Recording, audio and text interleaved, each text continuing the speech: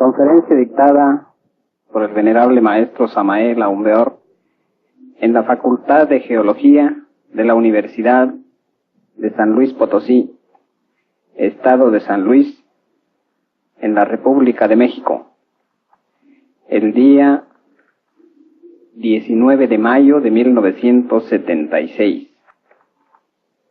He invitado ya un amigo conocido para que nos haga un tema de actualidad para ustedes.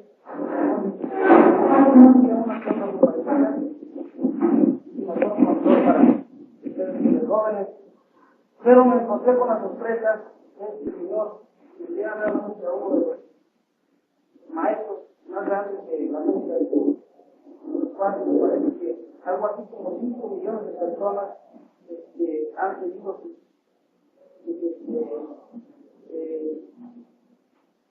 camino, han oído sus palabras y han quedado maravillados con los conceptos.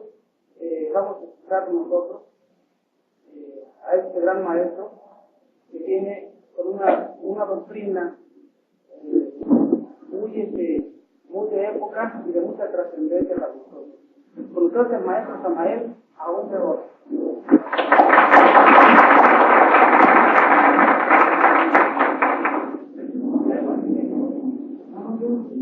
Amigos, ante todo he de decirles que esta doctrina que fue anunciada aquí por nuestro amigo se llama Gnosis.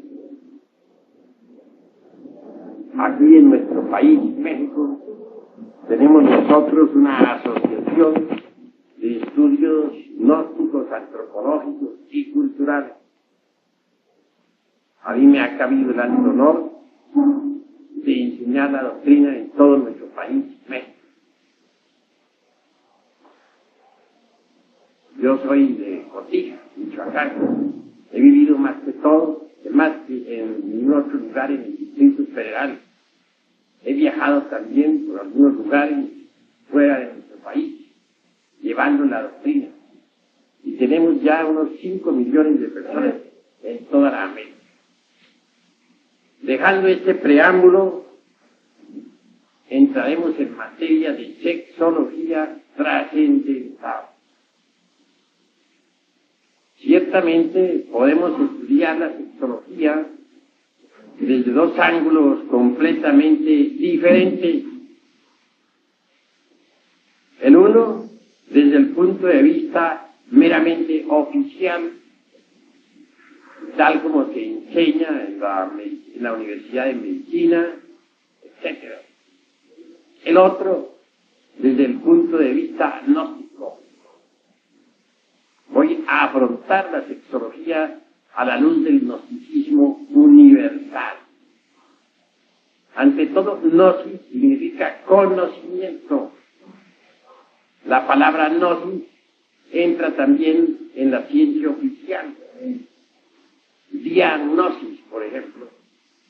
Diagnóstico. Ven ustedes la gnosis ahí en la etimología. En todo caso, las corrientes gnósticas definizadas conocen a fondo la sexología. En nombre de la verdad debo decirles que Sigmund Freud, con su psicoanálisis, inició una época de transformaciones extraordinarias en el campo de la sexología. Sigmund Freud produjo una innovación dentro del terreno de la medicina, y eso lo saben todos los que han estudiado a Freud. Adler fue ciertamente uno de sus mejores discípulos. Discípulo de él también fue Jung y muchos otros psicólogos, psicoanalistas y parapsicólogos. El sexo en sí es el centro de gravedad de todas las actividades humanas. Alrededor del centro giran todos los aspectos sociales de la vida. Veamos, por ejemplo, un baile, una fiesta. Alrededor del sexo gira toda la fiesta. En un café, gira todo alrededor del sexo. Hoy en día el sexo comienza a ser estudiado a ser estudiado por algunos sabios con propósitos trascendentales. Desafortunadamente, y es verdad, abunda mucho la pornografía. Se desvía el sexo hacia actividades meramente sensuales. Hay varias clases de sexo. Existe el sexo normal, común y corriente, existe el infrasexo y existe el suprasexo. ¿Qué se entiende por sexualidad normal? Entiéndese por sexualidad normal la actividad sexual conducente, pues, a la reproducción de la especie.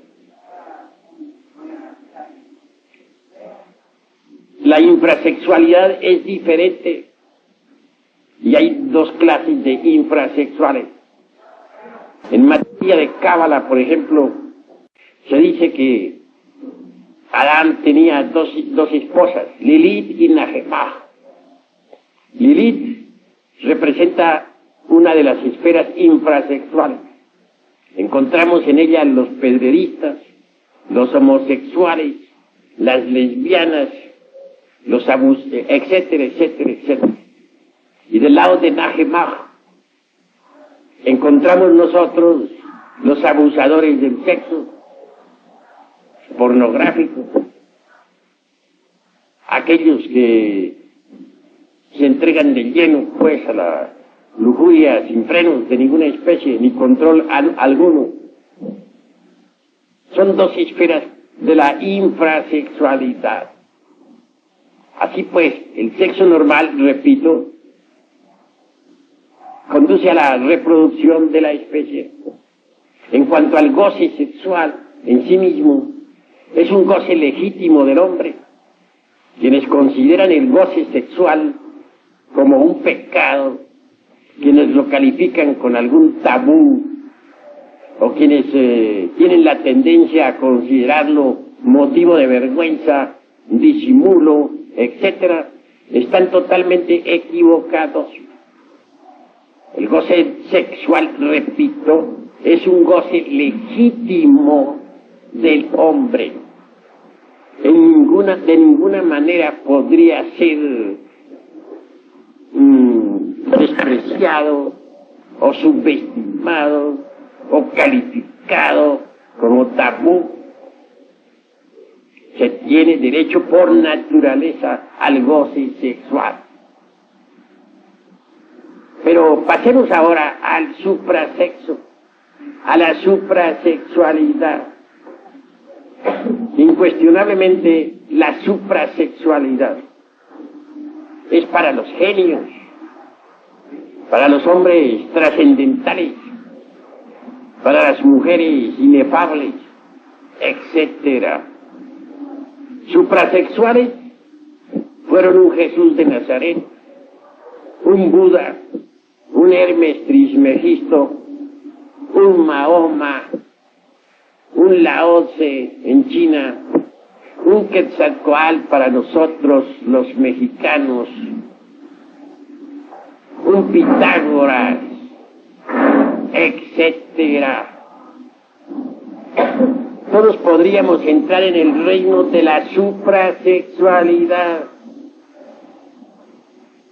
Empero, digo, para entrar en el reino de lo suprasexual, en la esfera de la suprasexualidad, se requiere primero que todo el sexo normal. El infrasexual, por ejemplo, lesbianas, homosexuales, pedreristas, masturbadores, no está preparado para entrar en el reino de la suprasexualidad. El infrasexual debe primero que todo, si es que quiere regenerarse, empezar por lograr la sexualidad normal. Una vez lograda, se puede de lleno entrar en el camino de lo suprasexual. Es difícil para los homosexuales y para las lesbianas que pertenecen a la esfera de lo infrasexual la regeneración. Hace poco vino a visitarme un sujeto homosexual. Venía de su país, Honduras. Tal hombre posee una cultura intelectual bastante amplia. Se entusiasmó mucho por las ideas revolucionarias de la sexología, tales como las preconiza el gnosticismo universal. Y hablándome con franqueza me contó su trágica historia de homosexual. Sin embargo, me manifestó el deseo de regenerarse, de entrar en el terreno de la sexualidad normal y después, posteriormente, meterse por el camino suprasexual. Amigo, le dije, no le queda a usted más remedio que adquirir la sexualidad normal. Usted es un afeminado, pues habrá de empezar primero por conseguirse una mujer. Consígase la mujer primero que todo. Cásese, regenérese, adquiera la sexualidad normal, vuélvase un hombre normal. Y el día que usted sea un hombre normal, el día que le gusten las hembras de verdad, entonces estará preparado para entrar en el terreno de la suprasexualidad. Antes no es posible. Hoy por hoy, usted va por el camino de la degeneración. Usted es un degenerado. Bueno, no se ofendió el hombre, francamente. Yo tenía la razón.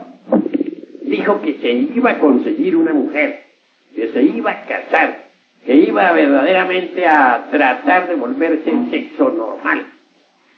Porque él deseaba algún día entrar en las esferas trascendentales de lo suprasexual. Ojalá que el amigo se regenere. Ojalá. En otra ocasión vino a mí una lesbiana. Me dijo que quería que le aconsejara, que francamente a ella le encantaban las mismas mujeres, que estaba en un problema gravísimo, que ella gastaba mucho dinero en cierta dama que había por ahí, pero que esa dama pues le estaba poniendo cuernos, como decimos. Lo cierto es que andaba la dama de sus anhelos por la calle con otras damas, claro, la provocaba a celos. Y sufría aquella lesbiana como si fuera un hombre. Exactamente, y lloraba y suplicaba y me pedía consejos como si fuera un hombre. Entre paréntesis, era una vieja horrible. No se lo niego a ustedes. Yo no pude menos que mirarla con un terrible asco. Bueno, le di unos cuantos consejos. Le dije que lo mejor era que se regenerara, que se consiguiera un hombre, que entrara por el camino de la sexualidad normal, etc. No sé si aquella pobre vieja se habrá pues regenerado. No parecía tener muchas ganas de regenerarse, pues estaba demasiado celosa por su dama, celosa con otras damas que acompañaban a su dama. Parecía todo un macho, ni más ni menos. Vean ustedes qué horrible es el camino de la degeneración, el camino infrasexual. Pero no solamente son infrasexuales, en verdad, las lesbianas, los homosexuales, los masturbadores, los periodistas. No, infrasexuales son también los abusadores del sexo. Esos que hoy tienen, que a cada instante, a cada segundo están cambiando de dama. Esos que copulan hasta 10 y 15 veces diarias. Que los hay, yo los conozco, sujetos así. Indudablemente esos son degenerados también, infrasexuales, aunque se creen muy machos. Pero de machos lo que tienen es que están degenerados. entremos ahora en el camino, pues, de la sexualidad normal. La sexualidad normal en sí es hermosa. Se une el hombre a su mujer, se aman, reproducen su especie, viven una vida mesurada, etcétera. Viven, eso sí, de acuerdo con los intereses de la naturaleza, de acuerdo con la economía de la naturaleza. Cada uno de nosotros es una maquinita, y eso no lo podemos negar, que capta determinados tipos y subtipos de energía cósmica. Cada maquinita, es decir, cada uno de nosotros, después de captar esos tipos de energía cósmica o universal, las transforma tales energías automáticamente, subconscientemente, y las retransmite a las capas anteriores de la Tierra. Así que la Tierra es un organismo vivo, un organismo que vive de nosotros. No quiero decirles a ustedes que las plantas no cumplan igual función. Claro que cada planta, según su especie, capta tales o cuales tipos de vibración cósmica, que luego transforma y retransmite a las capas anteriores de la Tierra. En cuanto a los organismos de los animales, sucede lo mismo. Ellos captan tales o cuales tipos de energía que transforman y retransmiten a las capas anteriores del organismo planetario. Total, la Tierra es un organismo vivo. Nosotros nos reproducimos incesantemente con la sexualidad normal. Eso es necesario para la economía de la naturaleza. Además, el goce sexual es un goce legítimo del hombre. No es un crimen, no es un delito como suponen muchos mojigatos, muchos mentecatos, muchos pietistas, etcétera. Pero hoy por hoy nosotros con nuestra sexualidad normal vivimos de acuerdo con los intereses económicos de la naturaleza. Otra cosa es la suprasexualidad. Esto es definitivo. Entrar en el terreno suprasexual es entrar ya en el camino de las transformaciones extraordinarias. Federico Nietzsche, en su obra Así hablaba Zaratustra, habla francamente del superhombre. Dice, ha llegado la hora del superhombre. El hombre no es más que un puente tendido entre el animal y el superhombre. Un peligroso paso en el camino, un peligroso mirar atrás. Todo en él es peligroso. Ha llegado la hora del superhombre. Bueno, Hitler interpretó a Nietzsche a su modo. Durante la Segunda Guerra Mundial, hasta el más insignificante policía alemán era un superhombre. Nadie se sentía chiquito en la época de Hitler en Alemania. Todos eran superhombres. Parece que Hitler, aunque con muy buenas intenciones, no supo interpretar a Nietzsche. Yo creo en el superhombre, francamente, se los manifiesto a ustedes, pero me parece que Hitler erró el camino. Se puede llegar a la estatura del superhombre, mas eso solamente es posible mediante la transmutación de las energías sexuales, y esto pertenece al terreno de lo suprasexual. En todo caso, en el ser humano hay 5 centros fundamentales. Primero que todo, el intelectual, que es el que más utilizan todos ustedes para el estudio. Segundo, el emocional. Tercero, el motor, es parte superior de la espina dorsal. En cuanto al emocional, lo tenemos en el corazón. Cuarto, el centro instintivo está en la base inferior de la espina dorsal. Y sexto, pues, propiamente dicho, el sexual. Repito, para que ustedes puedan grabar mejor. Intelectual, emocional, motor, instintivo, sexual, 5 centros. Pensé que se me conté uno más, me pasó la medida. Total, estos 5 centros son fundamentales para todas las actividades humanas. En cuanto al sexual, propiamente dicho, quiero decirles que es el centro, pues, alrededor del cual giran todas las actividades humanas. El pensamiento aparentemente es muy rápido, pero desgraciadamente es muy lento. Si ustedes van manejando un carro, por ejemplo, y de pronto en un momento de peligro se ponen a analizar si deben hacer esto o aquello, adelantarse o atrasar o retroceder, quebrar a la derecha, quebrar a la izquierda, pues vienen a chocar y a tener una catástrofe. El centro motor es más rápido. Uno cuando va manejando un carro no tiene mucho tiempo para pensar, actúa y velozmente y ya, y sale del paso.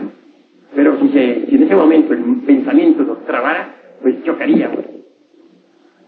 ¿Cuántas veces va uno manejando un automóvil y resulta que en un momento dado queda indeciso si hacia la derecha, si hacia la izquierda, y mientras tanto un fracaso? De manera que es muy lento el centro del pensamiento. Más rápido es el centro del movimiento, el centro motor. El emocional también es un centro rápido, pero no hay centro más rápido que el centro sexual. Uno como hombre ve una mujer y en milésimas de segundo sabe uno si se complementa con uno o no. Si es exactamente está de acuerdo con la onda que uno lleva o no. Pero esa es cuestión de milésimas de segundo. Ustedes como jóvenes lo saben. Ustedes se encuentran frente a frente con una muchacha, pero instintivamente, instantáneamente saben si está de acuerdo con la onda de ustedes o no. Es rapidísimo.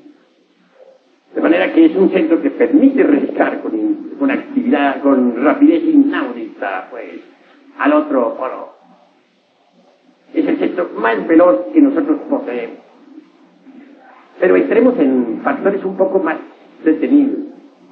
Muchas veces un hombre vive feliz con su mujer, quiere. Sin embargo, nota que algo le falta. Ciertamente puede suceder que con la mujer que uno no se sienta completo. Puede ser que ella llene las actividades del centro emocional, posiblemente. Pero tal vez no se complementa con uno mentalmente. O tal vez sexualmente no se complemente con uno. Y al encontrar uno por ahí otra dama, puede suceder que esta otra sí se complemente con uno. Y entonces viene eso que se llama adulterio. No vengo yo aquí a alabar el adulterio. En cierta ocasión por ahí había una sala donde varias adúlteras estaban dándole al vidrio. Y una de ellas, de pronto embriagada de vino, dijo: ¡vive el adulterio! Es una dama muy hermosa, entre paréntesis. No, yo no vengo a hacer alabanzas del adulterio, porque eso sería absurdo. Pero sí, veo las causas del adulterio. Muchas veces uno de las parejas no consigue complementarse en los 5 centros totalmente con el otro. Entonces, posiblemente encuentre complementación con otra persona. Y de ahí deriva eso que se llama adulterio. Supongamos que emocionalmente un hombre se complementa con una mujer, pero sexualmente no. Puede darse el caso que encuentre una dama con la que sí se complemente sexualmente. Supongamos que un hombre se complementa con una mujer mentalmente, pero emocionalmente no. Puede darse el caso de que encuentre una dama con la que venga a complementarse emocionalmente. Puede suceder que en el mundo de los hábitos no se complemente un hombre con su mujer. Puede suceder que encuentre también en el mundo de los hábitos relacionado con el centro motor otra mujer con la que sí se complemente, con la que tenga habilidad. Esa es la causa intrínseca de tantos y tantísimos adulterios que dan origen pues a los divorcios. Como les digo, no vengo a alabar el adulterio porque sería absurdo, ni estoy de acuerdo con aquella dama que gritaba en célebre orgía: ¡vive el adulterio! No, yo no estoy de acuerdo con eso, mis amigos. Únicamente aquí con ustedes, en compañerismo, estamos estudiando la cuestión sexual y no podríamos dejar de pasar por alto esta cuestión del adulterio. Yo creo que lo mejor para uno como hombre es encontrar encontrar una mujer que se complemente con uno en lo intelectual, en lo emocional, en el centro motor o mundo de los hábitos, en el centro de los instintos y en el sexo. Es decir, la pareja ideal, la pareja perfecta. Y creo a su vez también que lo ideal para una mujer sería encontrar un hombre con el que se complementara totalmente. Entonces habría verdadera felicidad. Otro de los motivos graves como para que no pueda existir felicidad es la cuestión de los temperamentos. Un hombre de temperamento ardiente, es imposible que pueda ser feliz con una mujer que parezca una mole de hielo. Sencillamente no. El hecho mismo de tener que ir a besarla y en el momento del beso se encuentra con que ella no tiene ganas de besos. Eso es gravísimo. Ahora, ¿qué diríamos durante la cópula? En el momento de copular una mujer helada, acuérdense ustedes de aquel libro que titula Siloé, el egipcio, se lo dieron en película. Resulta que allí había un lugar de momificación en Egipto, como existían varios lugares de inmundicia, donde arreglaban cadáveres para momificarlos. Y quienes trabajaban en ese lugar de momificación, pues olían a inmundo por donde quiera que pasaban. Ninguna mujer gustaba de esa clase de hombres que olían tan feo. Y claro, olían a podredumbre, metidos entre la podredumbre. ¿Saben ustedes lo que hacían esa clase de momificadores? Copulaban con los cadáveres de las hembras que traían ahí.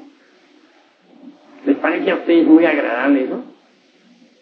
Copular con difuntas. Eso sucedía en Egipto. Pues bien, ¿qué dirían ustedes de un hombre de temperamento ardiente tener que copular con una mujer de hielo, con un cadáver? Eso resulta espantosamente horrible. También es muy cierto y de toda verdad que existe el temperamento, digamos, bilioso. Gente pesada, torpe. Una mujer, por ejemplo, de carácter pesado, torpe, sin movimiento, sin ninguna clase de, sin querer casi apenas lo mínimo. Es imposible que pueda entenderse con un hombre de temperamento nervioso, por ejemplo. Imposible.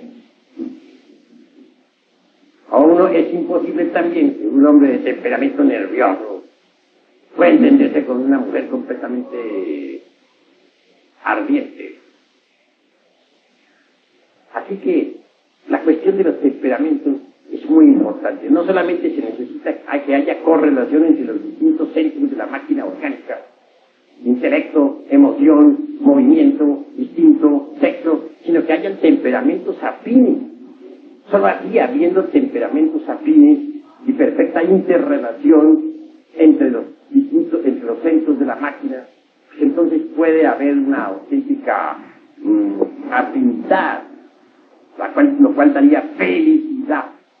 Sin embargo, estoy hablándoles hasta ahora de sexualidad normal. Suprasexualidad es diferente, mis amigos. Para entrar en el terreno de la suprasexualidad, se requiere ante todo saber transmutar la energía creadora. Pero debemos pensar en el sexo no solamente como cuestión fisiológica. Ha de saberse que en el sexo existe energía.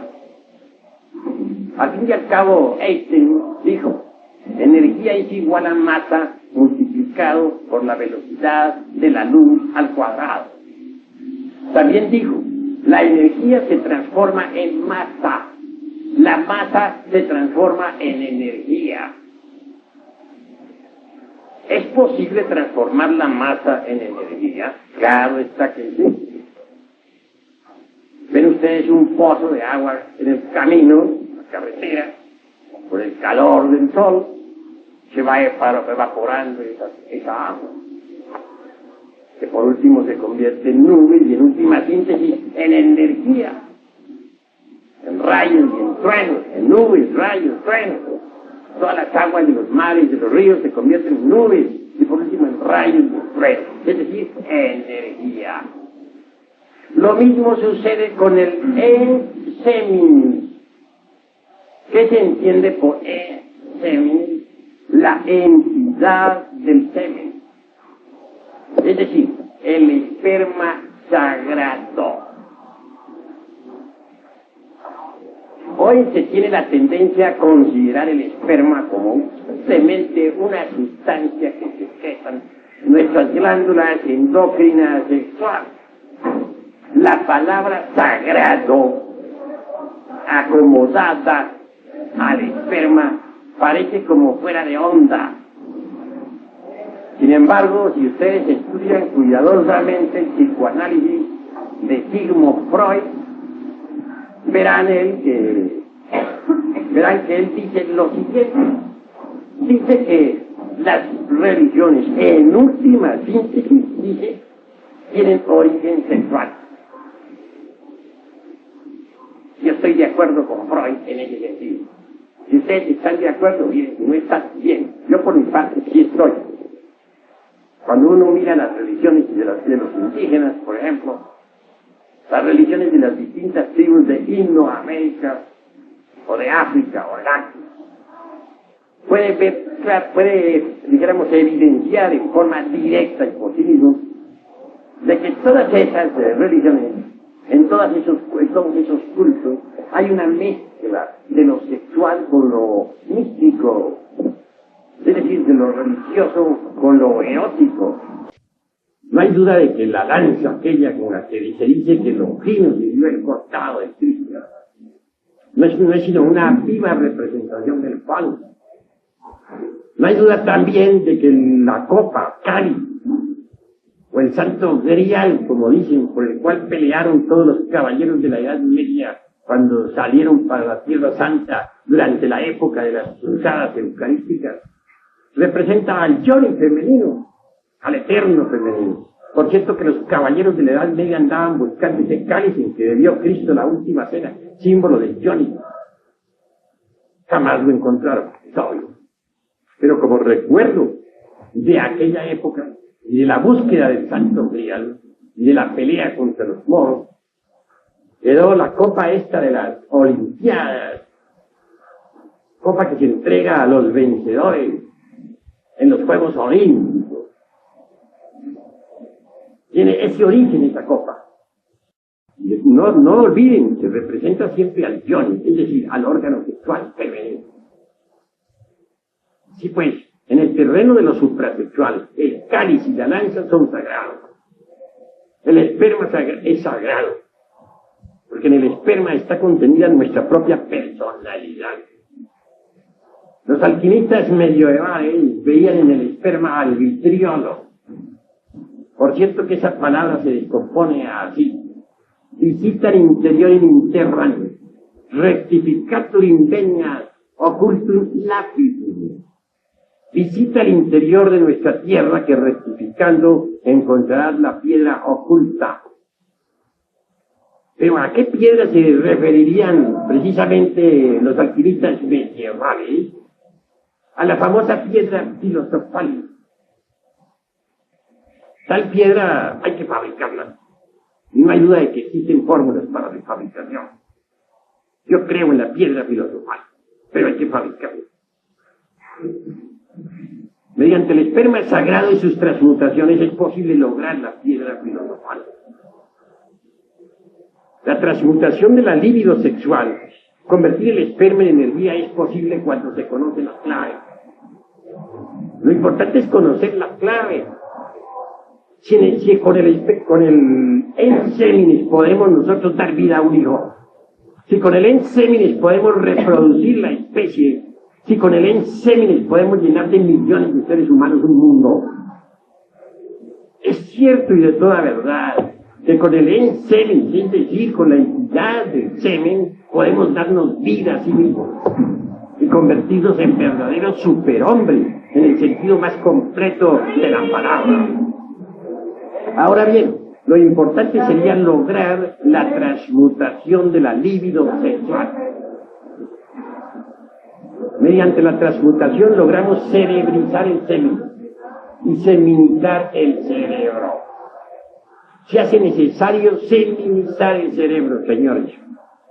Porque es muy sabido por los hombres de ciencia actual que no todas las áreas del cerebro actualmente están trabajando. Se sabe hoy en día en medicina de que solo una mínima parte de nuestro cerebro está actualmente ejerciendo sus funciones. Incuestionablemente tenemos muchas áreas, muchas partes del cerebro inactivas. Si con el poquito de cerebro que está activo hemos logrado crear cohetes atómicos que viajan a la luna, hemos logrado crear la bomba atómica con la que se destruyeron ciudades como Hiroshima y Nagasaki, hemos conseguido nosotros aviones supersónicos que viajan a una velocidad extraordinaria. ¿Qué tal si nosotros regeneráramos el cerebro? Si pusiéramos en actividad todas las partes del cerebro, si la totalidad de la masa encefálica trabajara, entonces podríamos transformar este mundo, cambiarlo, hacerlo maravilloso. Pero hay que regenerarlo, hay que seminizarlo, cerebrizar el cerebro y seminizar el cerebro. He ahí la clave. Es posible seminizar el cerebro. Los grandes músicos de antaño, un Beethoven, por ejemplo, un Mozart, un Chopin o un Liszt, fueron hombres que tuvieron el cerebro muy seminizado.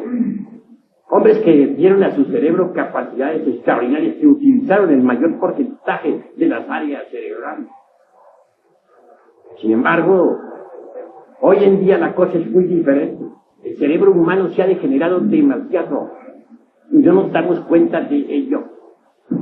Si estamos en medio de una pachanga contentos, si estamos de acuerdo con la última onda,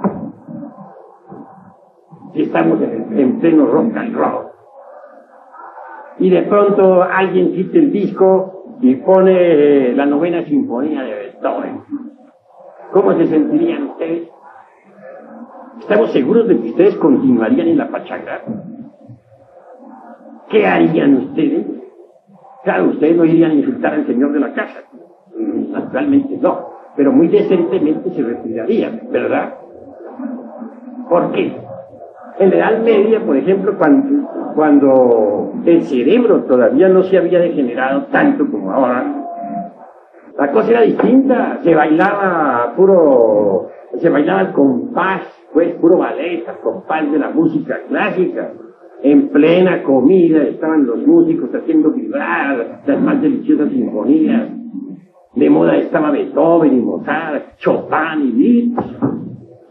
Eso era en la Edad Media, señores. Pero ahora no estamos en la Edad Media. Y ahora nos salen con una música de esas. En plena pachanga sencillamente nos despedimos y goodbye, vamos. Claro. ¿Por qué? Porque nos aburrimos. ¿Y por qué nos aburrimos? Somos analíticos, aquí estamos para analizar, sencillamente porque el cerebro está degenerado. Ya hay ciertas áreas que ya no pueden apreciar la buena música. ¿Y por qué se ha degenerado el cerebro?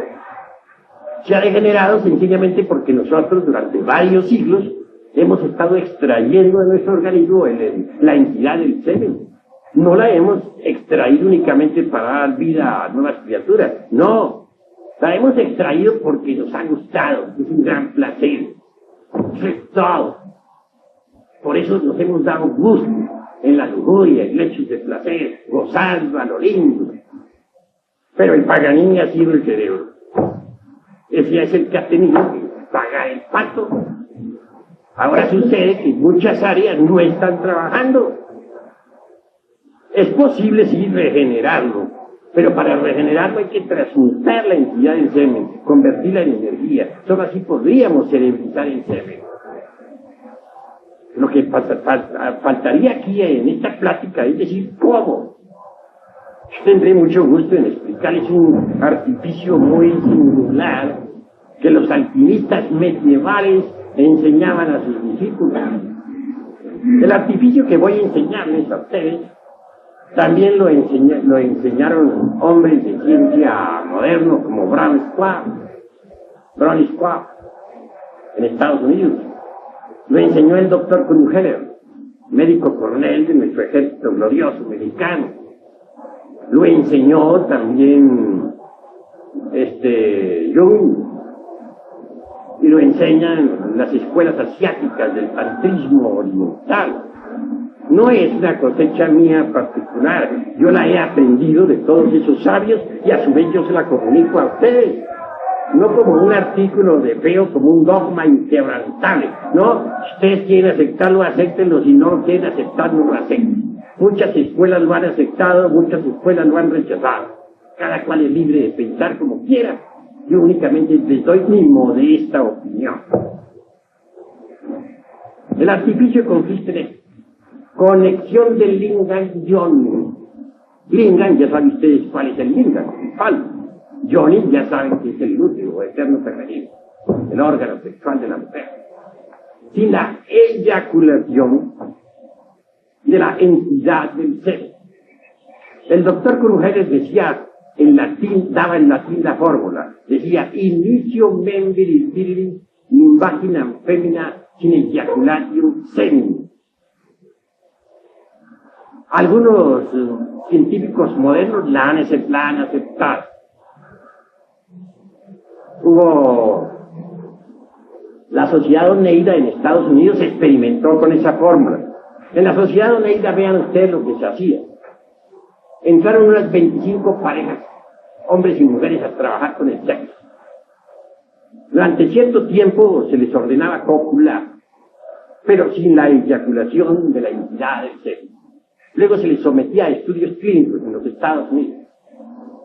Se logró observar que la seminización completa del cerebro, el aumento de hormonas en la sangre, la mejora completa del organismo, la fortificación de la potencialidad sexual, etc. Y muchas enfermedades desaparecieron.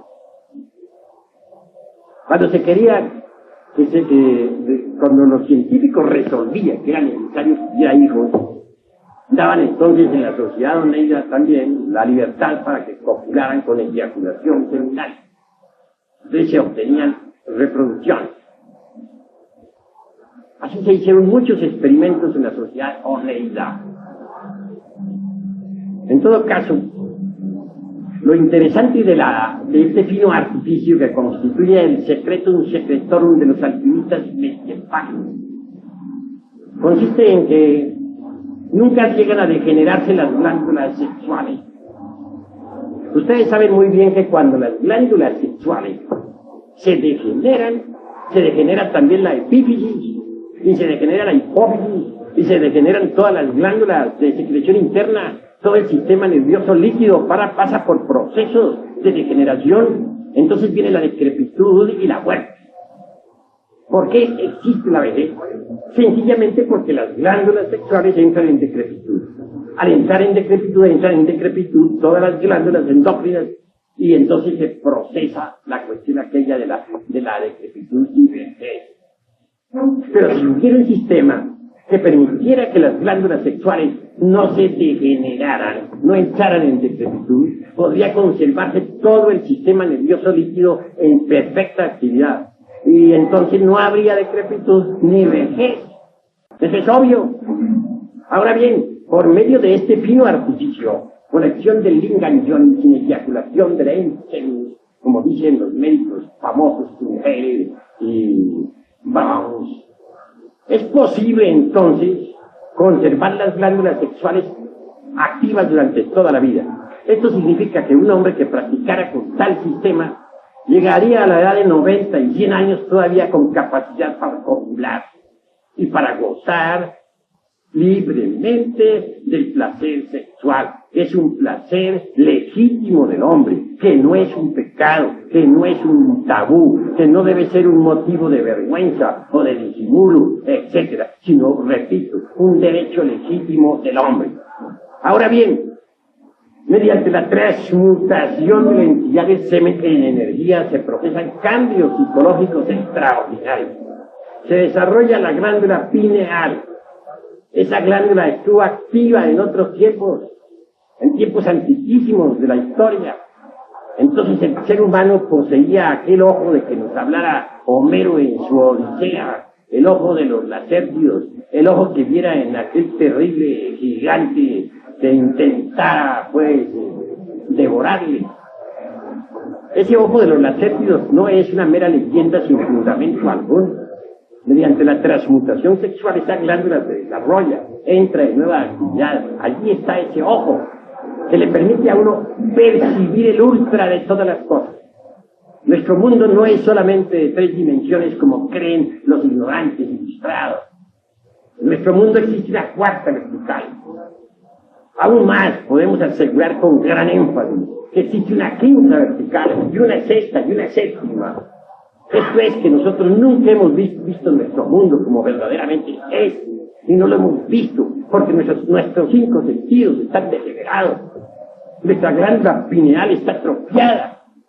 Existen otros sentidos en nosotros que están completamente degenerados y que son de percepción, pero que están degenerados. Si los lográramos regenerar, podríamos percibir el mundo como es, con sus 7 dimensiones. Así que la cruda realidad de los hechos es que mediante la transmutación sexual se puede regenerar la pineal y los otros sentidos que se hayan atrofiado. Así tendríamos acceso a un mundo de conocimientos extraordinarios. Así tendríamos acceso a las dimensiones superiores de la naturaleza y del cosmos. Así podríamos ver, oír, tocar y palpar las grandes realidades de la vida y de la muerte. Podríamos aprehender, capturar todos los fenómenos cósmicos en sí, tal cual son, y no como aparentemente son. Transmutación es la clave. Cambiar el esperma, modificarlo en energía.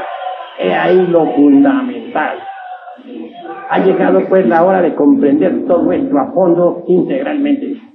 Si un hombre se propusiera cumplir con esa fórmula tan sencilla, con ese artificio que nos enseñara Brown, que nos enseñara Krugel y que nos enseñaran los alquimistas medievales, podría decirles a ustedes con gran énfasis y absoluta seguridad que este hombre a la larga se transformaría en un superhombre. Todos sentimos la necesidad de cambiar, de convertirnos en algo diferente. Esto es si no somos reaccionarios, porque el conservador y el retardatario no desea cambiar. Pero cuando uno es revolucionario de verdad, uno quiere ser distinto, uno quiere cambiar fundamentalmente, transformarse en algo distinto, convertirse en un superhombre, hacer de la doctrina de Nietzsche una realidad. Es posible cambiar mediante la transmutación sexual. La fuerza sexual nos puso sobre el tapete de la existencia y esto no me lo pueden ustedes negar. Nosotros existimos, vivimos, gracias a que tuvimos un padre, gracias a que tuvimos una madre. En última síntesis, la raíz de nuestra propia vida es la cópula de un hombre y de una mujer. Ahora bien, si la fuerza sexual, si la energía del sexo tuvo poder para ponernos sobre el tapete de la existencia, es obvio que es la única que tiene autoridad de verdad para transformarnos radicalmente. En el mundo hay muchas ideologías, en el mundo hay muchas creencias, y cada cual es libre de creer en lo que le dé la gana. Pero la única fuerza que tiene autoridad para transformarnos fue la que nos creó, la que nos puso sobre el tapete de la existencia. Me refiero en forma enfática a la fuerza sexual. Aprender a manejar esa energía maravillosa del sexo significa hacerse amo de la creación. Cuando el esperma sagrado se transforma en energía, se provocan cambios psicosomáticos extraordinarios. Bien sabemos nosotros lo que son esos vasos hormonales de nuestras gónadas, cómo trabajan, cómo pasan las hormonas de vaso en vaso, cómo por último a lo largo de los cordones espermáticos llega hasta la próstata. Bien sabemos lo valiosa que es la próstata. Allí se producen las más grandes transformaciones de la entidad del semen. Y las hormonas, por último, entran en el torrente sanguíneo.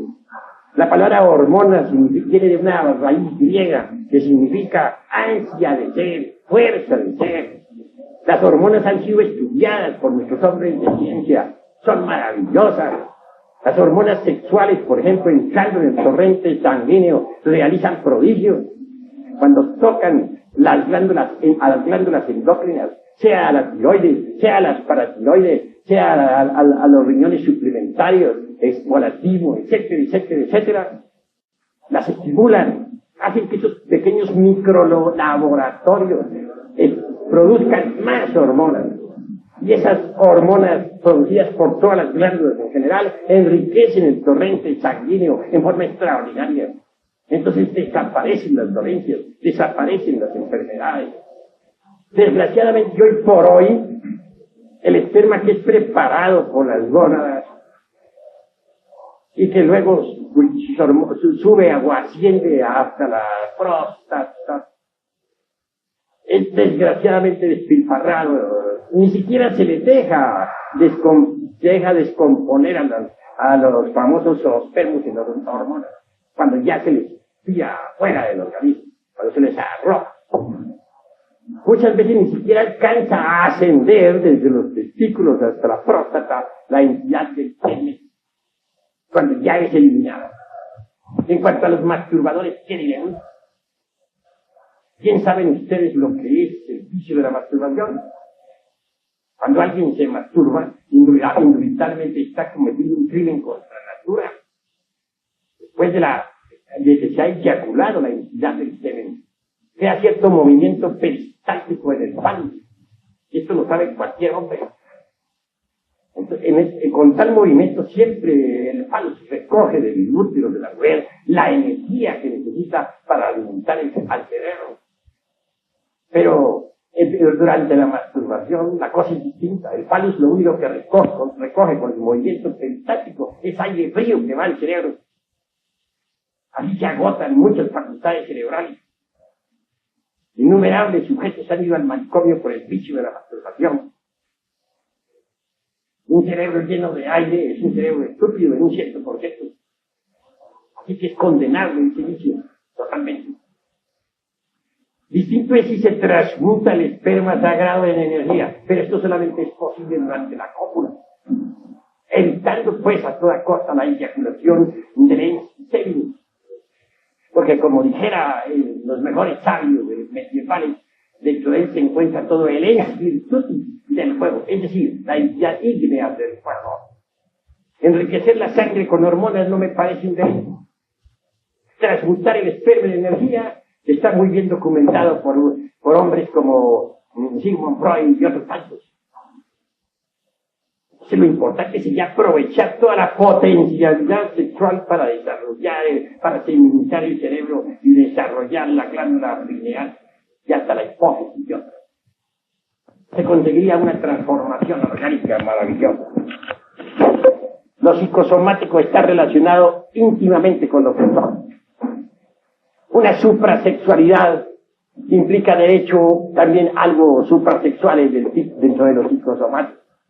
Por eso diría yo a ustedes con entera realidad que suprasexuales fueron, por ejemplo, hombres como un Hermes Trismegisto, o como Quetzalcóatl, o como el Buda, o como Yeshua Ben Pandirá, que no es otra cosa sino el gran Kabil Jesús. Esos fueron suprasexuales. El suprasexual es el superhombre de Nietzsche. Uno puede alcanzar la estatura del superhombre entrando en el terreno de la suprasexualidad, sabiendo gozar del amor, sabiendo gozar de la mujer, sabiendo vivir con alegría, con más emoción, menos razonamientos inútiles. La emoción es lo que cuenta, eso vale más que todo. Así pues, desde un punto de vista revolucionario, nosotros podemos convertirnos en verdaderos dioses hombres, si así lo queremos. Bastaría que regeneráramos las áreas del cerebro, que nos pusiéramos a trabajar a todas, y entonces sí haríamos un mundo mejor. En todo caso, creo y es indispensable saber que la clave dada para la transmutación significa también la clave para la regeneración.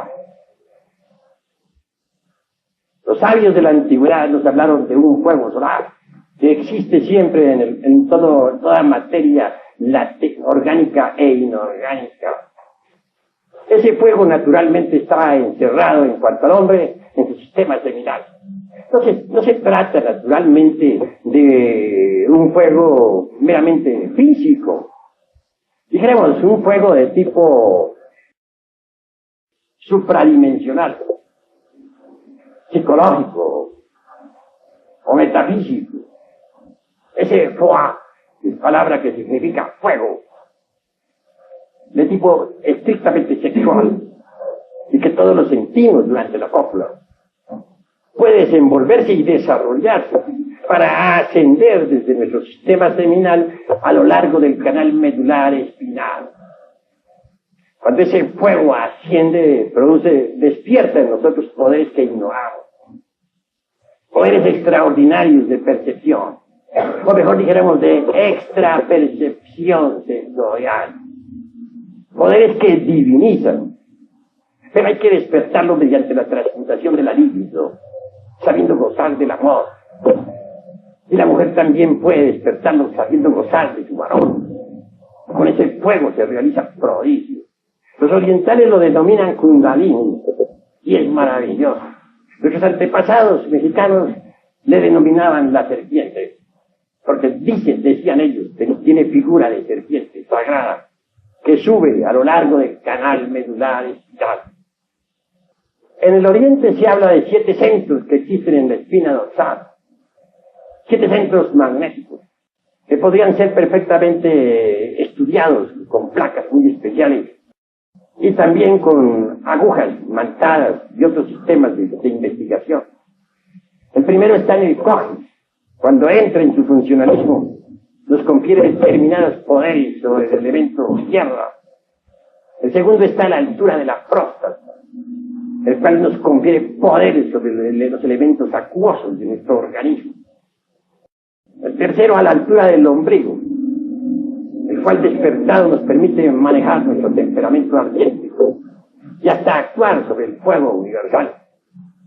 El cuarto está a la altura del corazón, y es obvio que nos confiere ciertas facultades extraordinarias, como el de la telepatía, el de la intuición, y muchos otros. El quinto está a la altura de la glándula tiroides, que secreta el yodo biológico. Nos confiere cierto poder psíquico extraordinario, la llamada clariaudiencia, el poder para escuchar los sonidos del ultra. El sexto a la altura del entrecejo, que nos da el poder para poder percibir también las dimensiones superiores de la naturaleza y del cosmos. Y el séptimo a la altura de la glándula pineal, que nos da el poder para ver por sí mismos los misterios de la vida y de la muerte. Así pues, esas facultades siguen latentes en nuestro organismo y pueden ser despertadas con ese fuego extraordinario que los hindustanes llaman Kundalini y que sube por el canal medular mediante la transmutación sexual.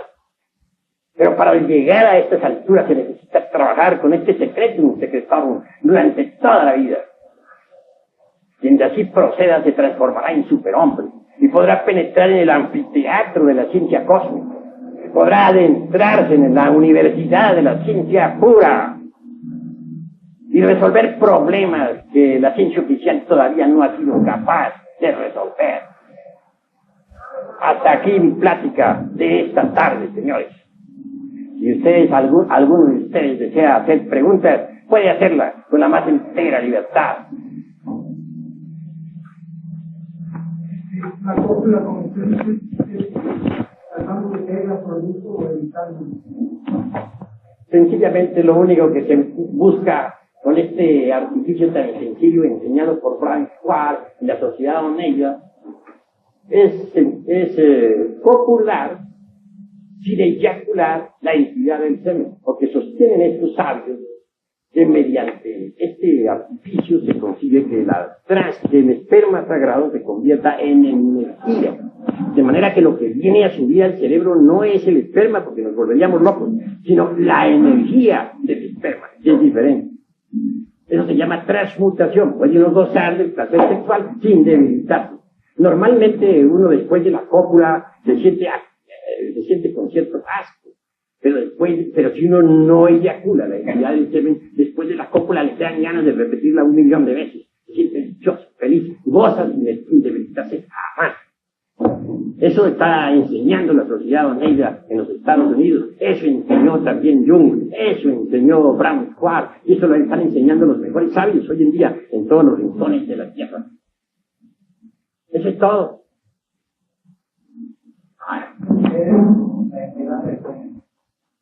Bueno, cuando se habla de la entidad del semen, nos referimos en forma concreta, exacta, al esperma sagrado, al semen, sí.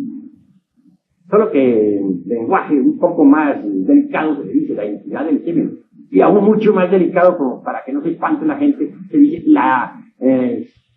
el semen. Eso ya como para que no se espante. ¿Alguna otra pregunta? A los chicos que llamamos comúnmente masoquistas, ¿entre qué tipo de sexualidad podemos clasificar? Pues el masoquista tiene cierta similitud con el sádico. Solamente que en lugar de maltratar a otros como lo hace el sádico y como lo preconizaba tan alegremente el Marqués de Sade, pues goza mortificándose así de una forma espantosa. Ciertamente es un infrasexual. Pertenecería, de hecho, a la esfera infrasexual del budismo, hablando en el lenguaje de los antiguos sabios. ¿Alguna otra pregunta? Todos pueden preguntar con la más entera libertad sobre este terreno de la sexualidad normal y de los supranaturales. Esto preguntado en nombre de igual que en la mujer, en mismo tiempo, sea la pareja, ¿cuál es igual de la pareja? Pues la pareja, hombre y mujer, cuando están debidamente acoplados, pues sienten el mismo placer. Sea a veces que, por ejemplo, los hombres han debilitado demasiado las potencias sexuales debido al abuso. No logran satisfacer sexualmente a la mujer. Porque la mujer, para que pueda llegar a un orgasmo fisiológico, necesita que el varón sea lo suficientemente fuerte como para sostenerse durante el coito, en forma continua, hasta que ella logre, pues, tal orgasmo.